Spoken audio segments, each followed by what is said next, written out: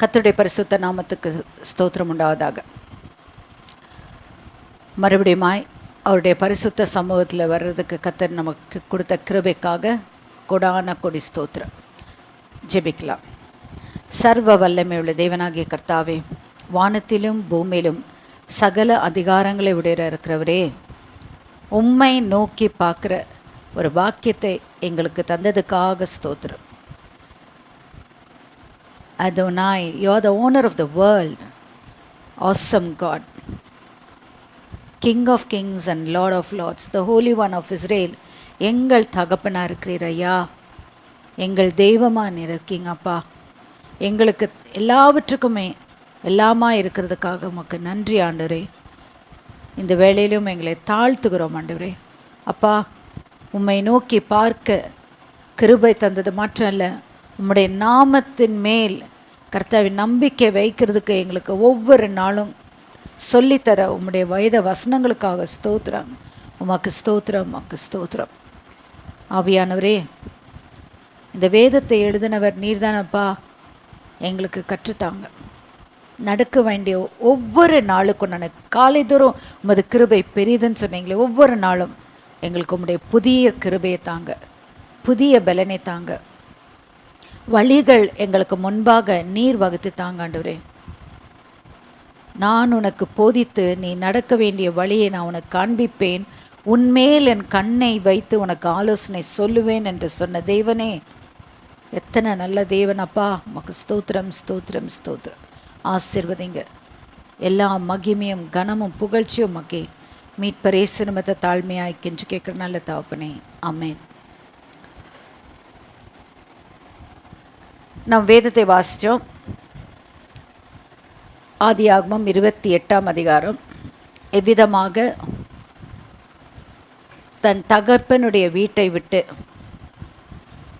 புறப்பட்டு செல்லும்போது கர்த்தர் யாக்கோபோடு இடைப்படுகிறார். நான் உன்னை ஆசீர்வதிக்கவே ஆசீர்வதிப்பேன், உன்னை பெருக பெருக பண்ணுவேன். கர்த்தர் சொன்ன வார்த்தையில் மாற்றம் எதுவுமே கிடையாது. ஒரு ராஜா தன்னுடைய அதிகாரத்தை பிரயோஜனப்படுத்தும் போது அவர் சொன்ன வார்த்தைகள் கட்டளையாக மாறும். அந்த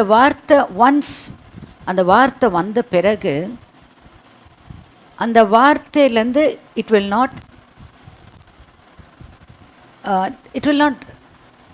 டீவியேட் ஆகாது, அது வெறுமையாக போகாது. அவர் சொன்னார், அவர் சொன்னது ஆசீர்வாதம். அந்த தேவன் இடைப்படும்போது, அந்த சொப்பனத்தில் இடைப்படும்போது ஹிஸ்ட்ரி எடுக்கிறார் பாருங்க. உன் தகப்பன், ஸோ தாத்தாவான ஆபிரகாம் கூட அவருக்கு தகப்பன் தான் அட்ரஸ் பண்ணுறாரு. ஆபிரகாமின் தேவன், ஈசாக்கின் தேவன், யாக்கோபின் தேவன். இன்றைக்கு நாம் இதே வார்த்தையை சொல்லி தான் தேவனிடத்தில் வருகிறோம். அன்றைக்கு எங்கள் முற்பிதாக்களோடு இடைப்பட்ட அதே தேவன், சர்வ வல்லமையுள்ளவர், இன்றைக்கு என்னோடு இடைப்படுங்க ஆண்டவரே.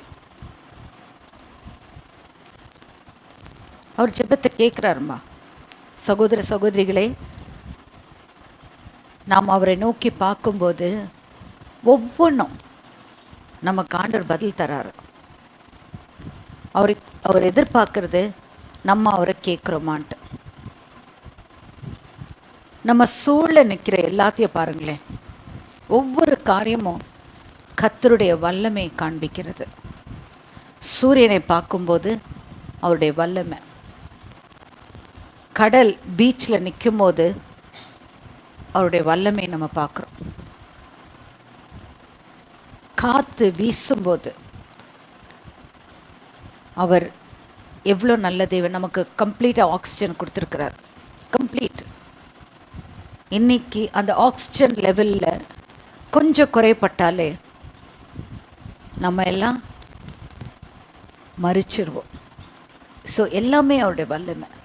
அந்த வல்லமையுள்ள தேவன் என்ன சொல்கிறாரு, நான் என்ன ஆணையிட்டேனோ உன் தாத்தாவாகிய தகப்பேன், காட் அட்ரஸிங் ஹிம் as தகப்பேன், ஆபிரகாமுக்கிட்ட நான் என்ன சொன்னேனோ, ஈசாக்கண்ட நான் என்ன சொன்னேனோ உன்கிட்டயே நான் சொல்கிறேன்.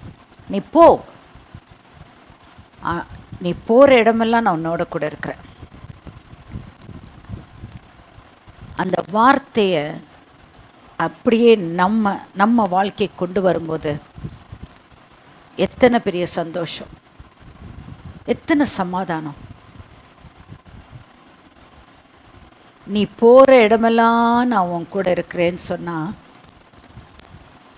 What an awesome mighty power of God நம்மளை அப்படியே லீட் பண்ணுது. ஆனால் தேவன் எதிர்பார்க்குறது நம்மக்கிட்ட, அவரை முழுமையாக நம்ம சார்ந்திருக்கிறோமா. இங்கே தப்பு பண்ணிட்டார் யாக்கோபு, ஏமாத்தினாரு, திருட்டுத்தனம் பண்ணார்.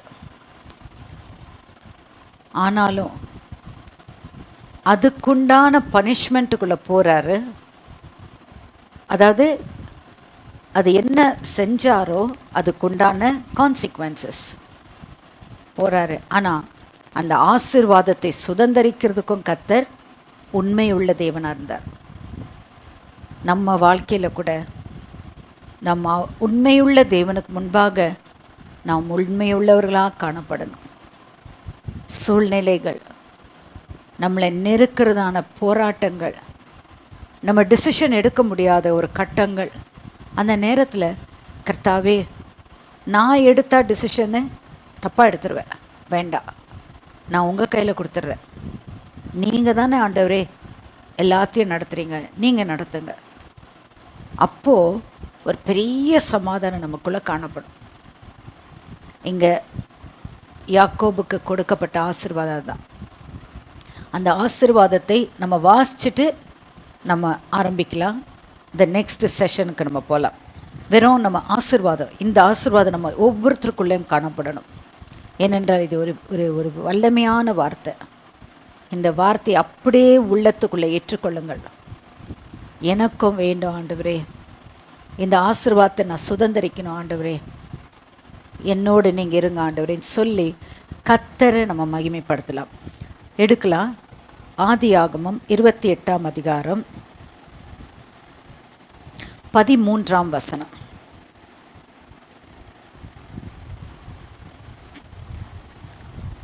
பதிமூணுலேருந்து 22 வரைக்கும் வாசிக்கலாம். அதற்கு மேலாக கர்த்தர் நின்று, நான் உன் தகப்பனாகிய ஆபிரகாமின் தேவனும் ஈசாக்கின் தேவனும் ஆகிய கர்த்தர், நீ படுத்திருக்கிற பூமி உனக்கும் உன் சந்ததிக்கும் தருவேன். உன் சந்ததி பூமி தூளை போல் இருக்கும். நீ மேற்கேயும் கிழக்கேயும் வடக்கேயும் தெற்கேயும் பரம்புவாய். உனக்குள்ளும் உன் சந்ததிக்குள்ளும் பூமியின் வம்சங்கள் எல்லாம் ஆசீர்வதிக்கப்படும். நான் உன்னோடே இருந்து நீ போகிற இடமெல்லாம் உன்னை காத்து இந்த தேசத்துக்கு உன்னை திரும்பி வர பண்ணுவேன். நான் உனக்கு சொன்னதை செய்யுமளவு உன்னை கைவிடுவதில்லை என்றார். யாக்கோபு நித்திரை தெளிந்து விழித்தபோது, மெய்யாகவே கர்த்தர் இந்த ஸ்தலத்தில் இருக்கிறார், இதை நான் அறிந்தேன் என்றான். அவன் பயந்து, இந்த ஸ்தலம் எவ்வளவு பயங்கரமாக இருக்கிறது, இது தேவனுடைய வீடே அல்லாமல் வேறல்ல, இது வானத்தின் வாசல் என்றான். அதிகாலையிலே யாக்கோபு எழுந்து தன் தலையின் கீழ் வைத்திருந்த கல்லை எடுத்து அதை தூணாக நிறுத்தி அதன் மேல் எண்ணெய் வார்த்தான். அந்த ஸ்தலத்திற்கு பெத்தேல் என்று பெயரிட்டான். அதற்கு முன்னே அவ்வூருக்கு லூஸ் என்னும் பேர் இருந்தது.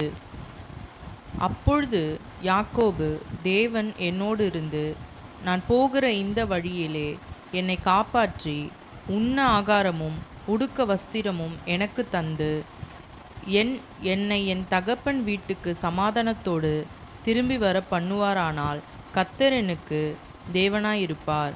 நான் தூணாக நிறுத்தின இந்த கல் தேவனுக்கு வீடாகும். தேவர் எனக்கு தரும் எல்லாவற்றிலும் உமக்கு தசமபாகம் செலுத்துவேன் என்று சொல்லி பொருத்தனை பண்ணி கொண்டான். ஆமென். ஆண்டவர் சொல்கிறாரு, இந்த காரியம் நடக்கிற வரைக்கும் நான் உன்னை விட்டு விலக மாட்டேன், உன்னை கைவிட மாட்டேன், நான் உன் கூட இருப்பேன், நீ போகிற வழியெல்லாம் நான் உன்னை ஆசீர்வதிப்பேன். இவர் என்ன பண்ணியிருக்கலாம்? அப்படியே அக்செப்ட் பண்ணியிருந்திருக்கலாம். அவர் தன் மாம்சத்துக்கு இடம் கொடுக்குறார் பாருங்க. மறுபடியும் இந்த இடத்துல ஆண்டவர்கிட்ட பொருத்தனை பண்ணி, இப்படி நான் போகும்போது என்னோட அவர் கூட இருந்து உண்ண ஆகாரமும் உடுக்க துணியும் கொடுத்தாக்கா அவர் தேவனாக இருப்பார். நான் மறுபடியும் அவருக்கு தசமபாகம். ஸோ ஏர்த்லி ரெல்மில் திங்க் பண்ண ஆரம்பிக்கிறார் யாக்கோப். இன்றைக்கு நம்மளும் ஒவ்வொருவரும் இந்த மாதிரி தான் நம்ம யோசிக்கிறோம். ஆண்டவர் சொல்கிறாரு, கீழானதை யோசிக்காத, மேலானதை யோசின்றார். எப்படிங்க? கீழானவைகள் அல்ல, மேலானவைகளை நோக்குங்கள் என்றார்.